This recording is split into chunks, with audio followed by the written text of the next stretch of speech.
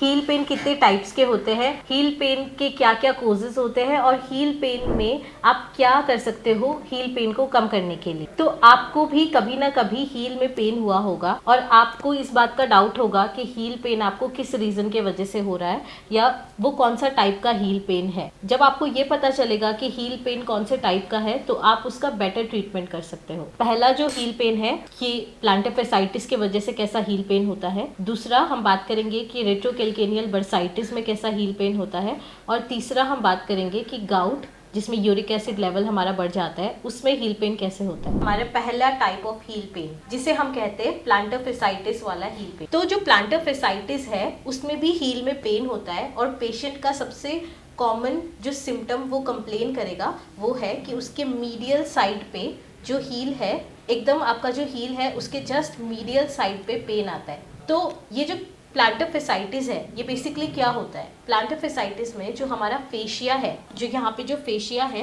वो इन्फ्लेम हो जाता है, और जब वो इन्फ्लेम हो जाता है और आप एक्सरे वगैरह कराते हो तो उस पर ऐसा लगता है कि कोई बोनी मार्जिन्स इंक्रीज हो रही है। प्लांटर फैसाइटिस में जो पेन है वो आपको मीडियल साइड पे, हील के मीडियल साइड पे फील होगा। और एक बहुत ही कॉमन सिम्टम है प्लांटर फैसाइटिस के हील पेन को डिफ्रेंशिएट करने का अदर हील पेन से, वो है कि प्लांटर फैसाइटिस में जो हील पेन है ना वो आपको रेस्ट के बाद होगा। मतलब जैसे आप आज सोए, सुबह जब उठे रेस्ट करके तो आपको हील में पेन होगा, पर जब आप एक्टिविटी करना स्टार्ट कर दोगे, आप चलोगे बहुत ज़्यादा या फिर आप कोई भी सॉफ्ट चप्पल पहनोगे या कोई भी सॉफ्ट स्लीपर पहनोगे तो वो पेन चला जाएगा। तो प्लांटर फैसाइटिस को डिफरेंशिएट करने का सबसे कॉमन तरीका है कि वो रेस्ट के बाद आता है। एक तो आपको मीडियल साइड पे पेन होगा, दूसरा पेन हमेशा रेस्ट के बाद इनिशिएट होगा। और जो प्लांटर फैसाइटिस है इसमें सबसे कॉमन गलती जो इंसान करता है वो है कि स्ट्रेचिंग करता है वो प्लांटर फेशिया का, क्योंकि कॉमन है अगर आपको किसी एरिया पे पेन हो रहा है तो आप उस पेन को रिलीव करने के लिए स्ट्रेचिंग करोगे, पर हम ये गलती करते हैं, स्ट्रेचिंग करने से वो जो एरिया है ना उसको और जगह मिल रही है इन्फ्लेम होने के लिए, जितना उसको जगह मिलेगा इन्फ्लेम होने के लिए वो उतना और ज़्यादा पेन कोज करेगा। तो इसीलिए जब आपको प्लांटर फैसाइटिस हो और वो एक्यूट कंडीशन में है, मतलब आपको कुछ 1 से 2 हफ्ता हुआ है और उसमें अगर आप स्ट्रेचिंग कर रहे हो तो आपका पेन का लेवल जो है वो इंक्रीज हो जाएगा। तो ये गलती मत करना, आप बिल्कुल स्ट्रेचिंग मत करना एक्यूट केसेस में। एक्यूट केसेस में सबसे अच्छा है कि आप आइसिंग करो, आइसिंग से आपका इन्फ्लेमेशन कम होगा। दूसरा, स्ट्रेचिंग करने से अच्छा है कि आप टॉवल रोल्स करो, ठीक है। तो टॉवल रोल कैसे कर सकते हो आप, तो जो प्लांटर फैसाइटिस का पेन है उसको कम करने के लिए आइसिंग के साथ आप एक ये एक्सरसाइज कर सकते हो। इसमें आपको कुछ नहीं करना, जिस भी पैर में आपको हील में पेन हो रहा है उसको फोल्ड करके रखना, और जो भी आपका शीट है, बेड शीट है या फिर यहाँ पे आप कोई टॉवल लगा सकते हो, आपको अपने टोस को कर्ल करते हुए शीट को अपनी तरफ पुल करना है। हाँ, ऐसा अपनी तरफ पुल करना, पुल करके आप होल्ड कर सकते हो 10 सेकेंड्स के लिए। इसको आप अपने पैर के नीचे कोई सॉफ्ट सा जेल बॉल रख सकते हो, जेल बॉल या कोई भी सॉफ्ट सा ऑब्जेक्ट यूज कर सकते हो, उसको अपने बस पैर के नीचे रखना। फिर ये एक्सरसाइज करना, शीट को अपनी तरफ खींच के पुल करके होल्ड करो 10 सेकेंड्स।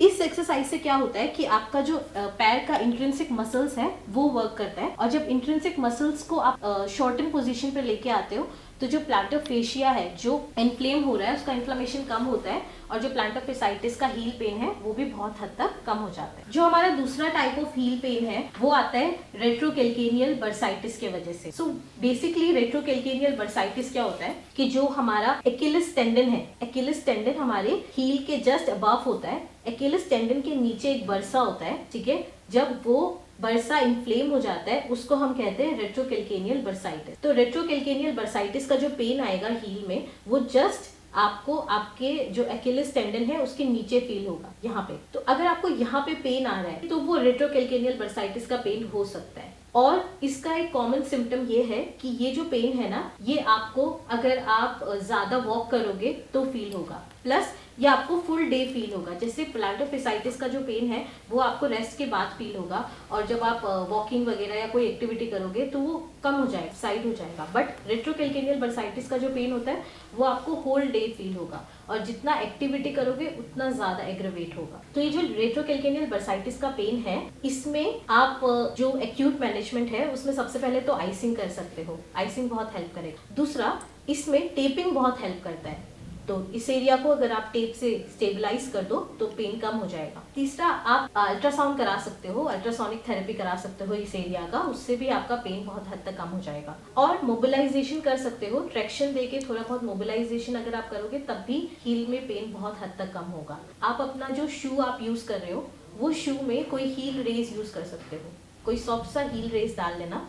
उससे क्या होगा कि ये बरसा थोड़ा सा शॉर्टन पोजीशन पे चला जाएगा। जब ये शॉर्टन पोजीशन पे जाएगा तो ये पेन कम कर देगा। जो तीसरा टाइप का हमारा हील पेन है यूरिक एसिड के बढ़ने के वजह से, तो यूरिक एसिड के बढ़ने के वजह से अगर पेन आता है तो वो आएगा आपको मीडियल और लेटरल साइड पे हील के। अगर आपको पेन मीडियल और लेटरल साइड पे आ रहा है हील के, तो वो कॉमन रीजन है कि आपका यूरिक एसिड लेवल बढ़ा हुआ है। इस केस में आपको एक तो अपना यूरिक एसिड का लेवल चेक करवाना चाहिए।